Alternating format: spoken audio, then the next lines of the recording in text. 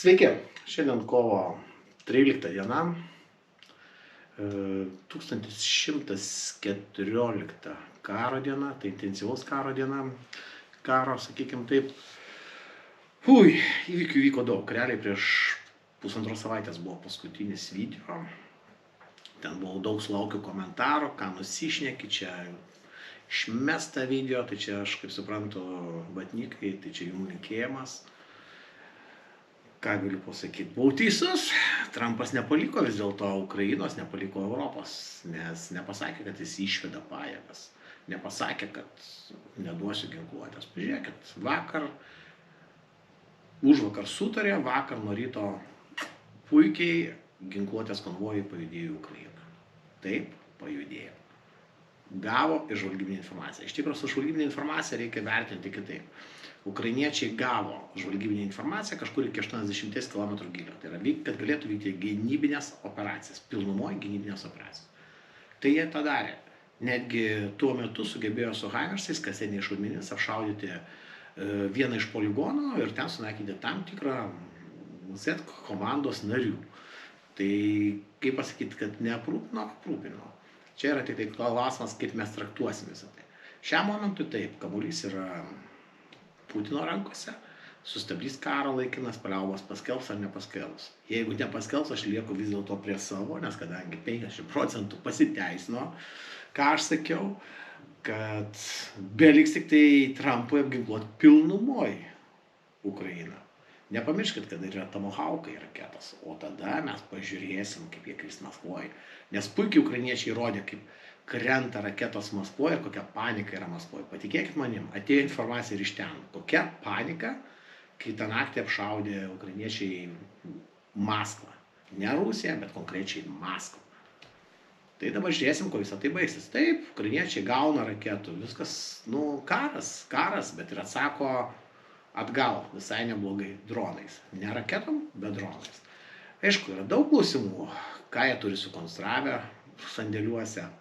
Dar manau, kad ne vienas siurprizas laukia Maskvos, galima sakyti. Nes kas daroma, tai daroma siuntinukas Maskvai. Pažiūrėsim, kuo baigsis gegužės 8 pasveikinimas. Bus įdomu. Tai va, trumpai tiek. Tai pirmiausiai dėkui visiems, kas remiat kanalą, spaudžiat like, prenumeruojat, remiat per Contribui, kažkas remiat per YouTube platformą, pasiėmė prenumeratą, aišku, ten nieko aš nedidu atskirai, dedu viską čianai, atviram kanale kol kas, su laiku pereisim galbūt į įdomesnius reportažus, pradžiai dėsime kaip privatiems, kad galėtų matyti, toliau matys bendri žiūrovai.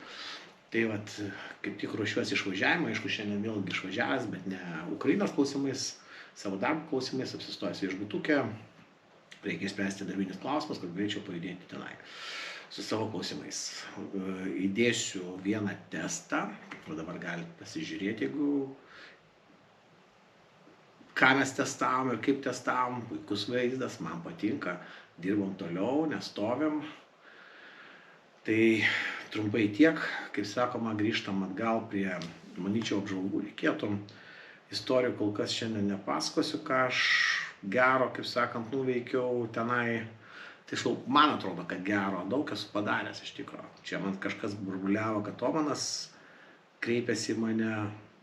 Taip, kartais reikia padėti ir yra dalykų, kuriuos mes galim padėti. Pilki, maži špageliukai daugiau. Kaip sakoma, karo šunys padaro daugiau. Ir mes esam karo šunys vis dėlto. Norim, nenorim priskirti save reikia prie karo šunų, kurie darom tam tikrą darbą, tam tikras užduotis atliekam, tyliai, ramiai, bet rezultatą matome mes. Arba matot kažkur tai rezultatą, bet žinom, kad mes tai padarėm. Žinom, kad informacija perduota, tai buvo ištransliuota. Tai buvo kažkieno iš mūsų darbas. Taip, mes nerenkam paramos dideliais kiekiais, mes ją suorganizuojam, žinom pas ką kreiptis, kaip nukreipti.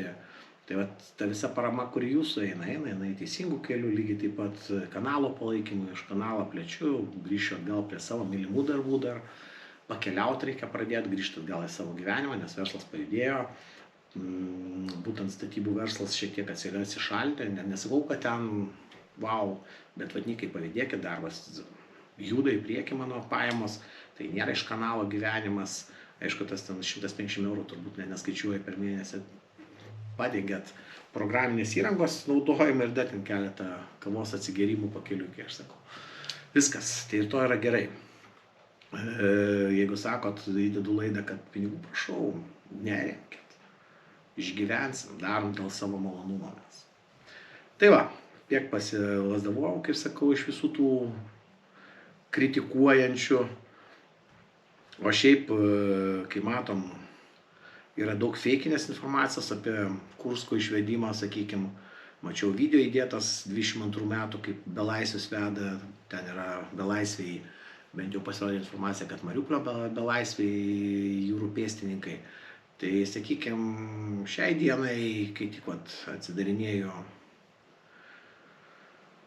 šiai dienai, kai tik šią momentą atsidarinėjo Kursko sritį ir atsidariau, kiek jinai sumažėjusi. Tai kaip ir visuomet sakydavau, tai yra riboto veikimo operacija. Jinai tai ir padarė, sakykime, galbūt pradėsiu nuo kitokios biškį apžvalgos, nuo bendros, kas dedasi bendrai šitam frontuose. Tai jeigu mes turim didelį intensyvumą dabar Kursko srityje, čia yra sutraukta daug pajėgų, pagal Sintą apie 60 000 kariuomenės Rusijos pritraukta kartu su Šiaurės Korėja, kurie naudojami kaip Wagneriai arba Z komandos mėsai, bet šiam momentui galima sakyti, jie pasiteisino. Šituose mūšiuose jie pasiteisino, jie yra velniškai greiti. Kai sako, kol nepabėgsi, jie pabėga. Ir va čia jų yra pliusas. Tai va rusams tai davė didelį iniciatyvą. Aišku, kas davė iniciatyvą, tai pirmiausia, kai buvo sunaikintas ukrainiečių plasdarmas šitoj vietoj ir išeita link Novinkės ir bandoma persibrausti link Basivkos. Ir aišku, automatiškai, kai buvo šitoj vietoj Pechovo padarytas pralaužimas, ką mes dabar matome, pleištas, kurio ukrainiečiai nesugebėjo uždaryti ir stabilizuoti pozicijų. Rusai permetė labai dvi stiprias dronistų komandas ir čia, kaip sakant, pradėjo blokuoti visą logistinį kelią. Užsidarius šitam logistiniui keliui, teko priimti sprendimą pradėti dalinių atsitraukimą. Galima sakyti, planas buvo suplanuotas ir jisai buvo suderintas. Ką matau iš bendros situacijos šitam fronte, tai jie tikrai atsitraukė planuotai, be didelių problemų. Taip, apšaudymas buvo logiška, kad šitas kelias yra apšaudomas. Tai logiška, kai tu atsitraukinėjai, tu gausi apšaudymą, niekas tavęs nelaukia su visureigiais, evakuacijos komandos ir taip toliau. Taip, yra deblokavimo komanda, kuri deblokuoja, prilaiko šitą koridorių, kuriuo jie gali judėti. Bet priešas būtent nuo čia sugeba atakuoti dronais, nuo čia visais dronais, kokius jie turi. Realiai atsitraukiančius dalinius ne tik dronais ir kitom ugnies priemonėm apšaudo. Tai apsunkino, aišku, ukrainiečių atsitraukimą, taip yra žuvusiųjų, kai matėm, visą kitą. Tai va, šitam fronte situacija daugiau mažiau aiški, tai yra laiko klausimas, kada atsitrauks, greičiausiai bus išlaikytas Gujevo placdarmas, ką dabar mes matom čionai. Sakyčiau, šitas placdarmas turi šansų išgyventi kažkurį laiką. Jeigu žiūrint toliau, tai tą patį mes turime Tiotkino placdarmą, kurį dabar ukrainiečiai laiko ir jį laiko jau senokai. Čia yra Rusijos kariuomenės darinys, Rusijos savanorių laikoma šitas placdarmas. Tai jisai laikosi, kadangi jo yra dėkinga vietovė, kai matot, siena praeina čia, o už sienos iš karto upelis. Tai čia yra labai lengva, patogu laikyti šitą plasdarmiuką ir neleisti Rusijos pajėgom užsitvirtinti palei sieną. Taip sakant, jie sieną perkelė į upės pusę. Taip sakant, upė tapo sieną. Taip, jeigu dabar žiūrint toliau, mes turime Vovčiansko kryptį, čia yra suaktyvėję dronai, bet kol kas daugiau jokio aktyvumo kaip ir nėra, tokie susirėmimai tik nėra didelių. Taip, žiūrim, ką mes turime Dvaričnos placdarme, kai matom, čia yra situacija labai įdomi, Pirmiausiai, kas buvo padaryta, kai nedariau apžvalgų, tai atkovotas va šitas nedidelis placdarmas, sustabdytas Rusijos pajėgų prasiveržimas link Kutkivka kryptimi, bei neleido judėti Kidrašovka, jeigu teisingai ištariau, sakykime, šitoj kryptyje. Aišku, rašistai bando išplėsti placdarmą kiek įmanoma už šito Oskilo upės, tiksliau dešiniajam krante, bet neišvysto kol kas didelio kažkokio pajėgumo. Tai reiškia, yra problemų persikeliant galbūt per upę, dar kažkur kažką ukrainiečiai sugeba puikiai tvarkytis ir čia neleidžia jiems išplėsti placdarmą, kad išeiti iš Dvaričnos ir judėti link Kupiansko-Vazlivoj, Kupiansk, tai yra Kupianskas, Kupiansk-Vazlivoj. Toliau, ką padarė ukrainiečiai, matom, puikiai kontratakavo Sinkivkos pusėje, čia jau buvo prie Kupiansko praktiškai priartė 6-7 km rašistinės pajėgos, turėjo tokį pleištą, kai atsimenat, dabar čia atkovoja, čia kovoja ir mūsų vienas lietuvis, aišku, gaila, irgi buvo sužeistas, lengvai sužeistas, apie tai niekas nerašė, bet linkėjimai, kai sakoma, susirašome su juo, žinau, kuris čia kariauja, tai va dabar, ką matom, tai šiek tiek iš situacija buvo atkovota. Pamiršau paminėti, kad gaila Osvaldas, jis buvo sužeistas, visą laimę, kad sėdėjo už vairo, tai kiek žinau, gavo sužeidimą. Negaliu sakyti, kad labai sudėtinga, kalbėjau netiesiogiai su juo, su žmogum, kuris turėjo vežti žurnalistus, ta prasme, žurnalistų komandą, kurią aš pažįstu, tai jisai su ta komanda neišvažiavo, nes tai komandai ukrainiečių desantinių pajėgų vadovybė uždraudė žurnalistams įvažiuoti į Sužą, pasakė, palaukit, pasižiūrėsim, kas bus per situaciją, bet jau jie suprato, kad vyksta evakuacija. Ir neleido vykti, nes ten tikrai tas kelias yra pavojingas. Osvaldas buvo, kiek žinau, grįžęs iš po atostogų ir su kolega išvažiavo. Gaila, žuvo vienas Ukrainos karys, tikrai Balačius, kai aš sakau. Kitaip nėra. Svarbu, kad kol kas lietuvis sveikas, juo pasirūpinta, kiek žinau, o toliau matysim. Tai va, čia yra situacija irgi stabilizuota, kol kas nežinau į ką išsivystys, sakau stabilizuota dėl to, kad nematom Rusijos prasiveržimo, bet rusai čia kaupia savo pajėgumus. Jeigu einant toliau, mes turime Borovojas ir Senkovė kryptį, tai yra atgaivinta Senkovės perkėlos ataka, čia bando rašistai vis dėlto ties Senkovę vykdyti, plėsti savo placdarmą link Borovojos ir link Kupiansko, bet kol kas šitoj vietoj nieko jiems nesiseka. Tai Borovaja yra čia, mes Borovojos perkėla yra čia. Tai jiems tikrai yra aktualu. Aišku, jie bandė visom kryptis, Lozavaja, Višnevė ir šitoj neperskaitau kaimo pavadinimo, tai vat šitos kryptyse bandė daryti aktyvumą, ieškoti silpnų vietų gynyboje, bet kol kas čia nesiseka. Čia stovi puikioji trečioji, jau dabar trečiasis korpusas Azovas ir laiko puikiai šitą placdarmą, neleidžia rusams siausti. Taip, situacija lygiai taip pat strigo aš su 63 brigada, tai ties Terny. Ką matom, čia placdarmą pasidarė ir sustojo. Nenustebkim, kad galbūt bus kokios ir geros žinios. Ivanivkė bus vėl atmušta ir rašistai bus išstumti už šitų tvenkinių į Terny pusę, o galbūt ir čia daugiau atkovota.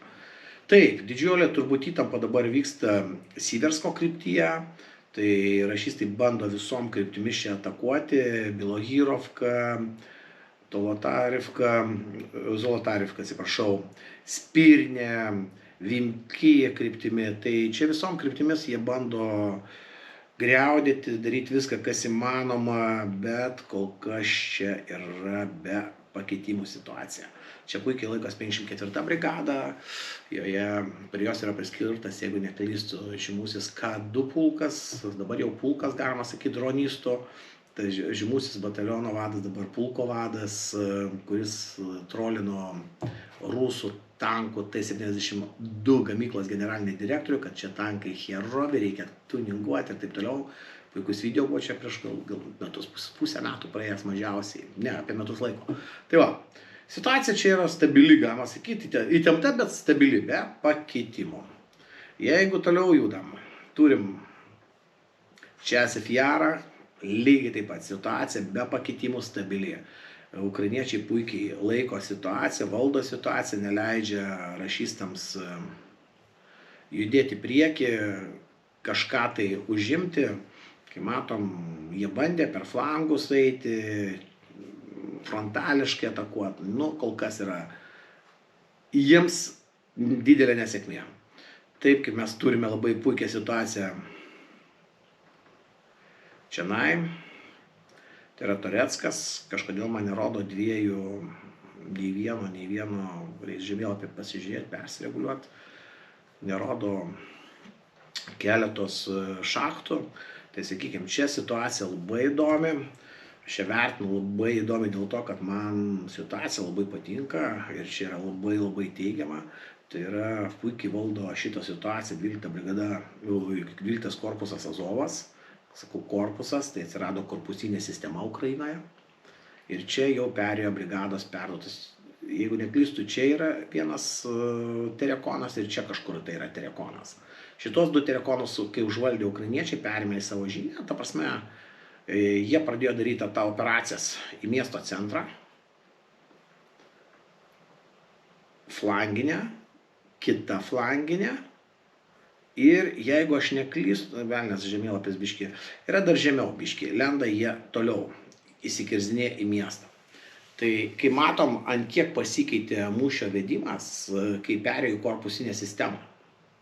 Kol kas šitoje vietoje teigiama situacija yra, sakyčiau, iniciatyva ukrainiečių pusėje, mano manimu. Galbūt kažkas nesutiks, bet aš, kai sakau, priešas čia yra sustabdytas. Iniciatyvą perėmė ukrainiečiai ir laukiam galbūt pokyčio, galbūt Toreckas bus atkovotas. Žiūrėsim. Bet situacija šiuo momentu yra labai gera ir man patinka ukrainiečių ta situacija, ką ukrainiečiai dabar yra pasiekę. Ir galiu pasakyti sveikinu, tikrai sveikinu 12 brigadą su tokiais pasiekimais ir intencija. Toliau mes turime Pakrovsko kryptį, tai vėlgi čia yra nedidelis plasdarmas laimėtas, ką čia buvo išėję ant leduko, bet galima sakyti, Baranivkos kryptyje rašystai yra įstrigę. Toliau labai didelis intensyvumas vyksta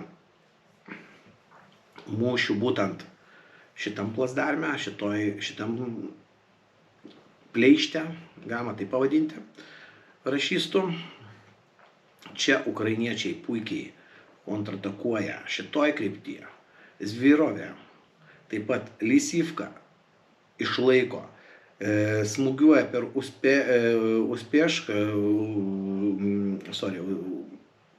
Uspenską, jeigu neklystu. Bei yra šiek tiek informacijos Kotliarivkos kryptyje bando pjauti plasdarmą čionai. Tai kuo visą tai baigsis? Įdomu. Nes tie mėlyni plasdarmiukai yra atkovoti, ukrainiečių atkovoti iš ražystinių pajėgų. Ir čia yra dabar užimtos pozicijos.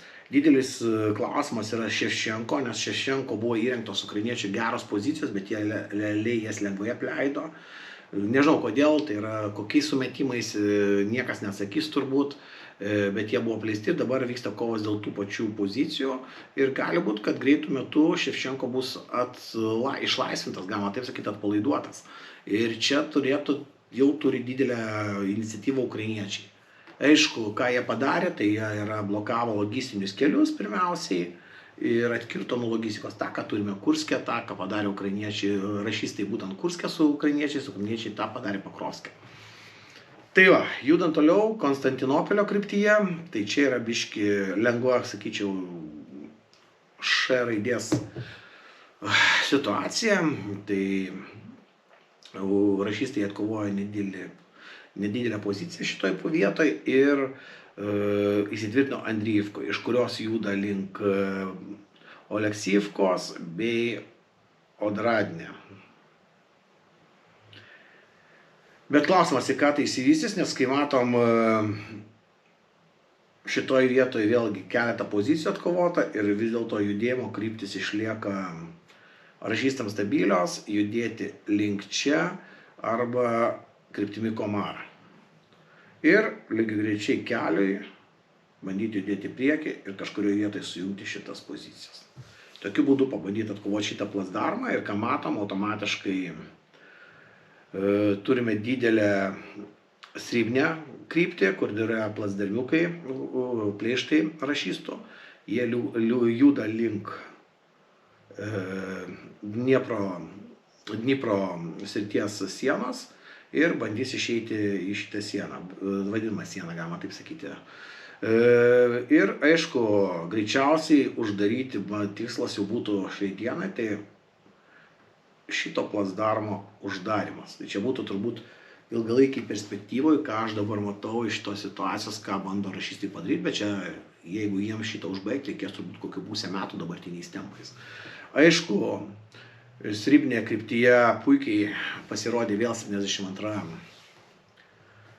brigada, Čiorny Zaporižec, kuri kovojo Vuhledarė, laikė ilgą laiką Vuhledarą, paskui atsitraukė dėl tam tikrų priežasčių, kadangi ukrainiečių flangai neatlaikė, tai kitos brigados paliko jos vienos ir pusiau jos apsupo. Todėl buvo priversti atsitraukti ir patyrė nuostolio, buvo išvesti į atsinaujinimą, atsinaujino iš dalies ir grįžo atgal į mūšis ir stojo gan efektyviai. Iš to video, ką aš mačiau vakar, tai tikrai efektyviai pakovojo, panaikino priešo technikos ir taip toliau, ir taip toliau. Tai va, tokią mes turime situaciją šitoje kryptyje.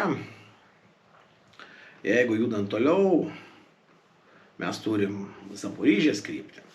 Čia priešas lygiai taip pat suaktyvėjo ir bando išeiti ant Orėchovo. Seniai pamiršta kryptis ir bando praktiškai nuo robotinės ir nuo Verbovojos krypties judėti link Orėchovo.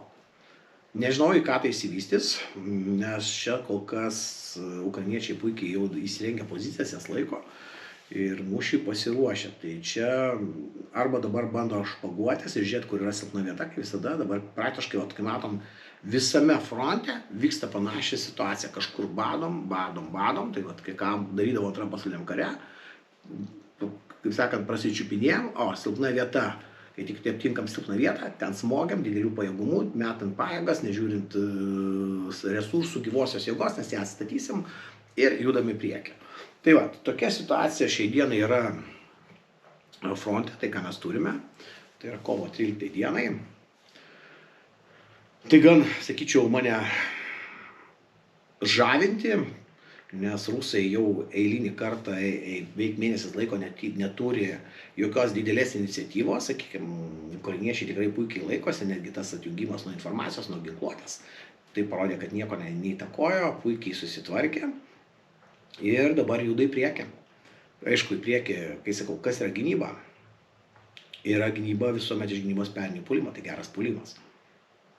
Tai turi sudaryti sąlygas, pritraukti resursus, paruošti puolamąsias pajėgas, paruošti planą, atlikti dar daug namų darbų ir tada pereiti iš gynybos galima išsekinus priešą pereiti į puolimą.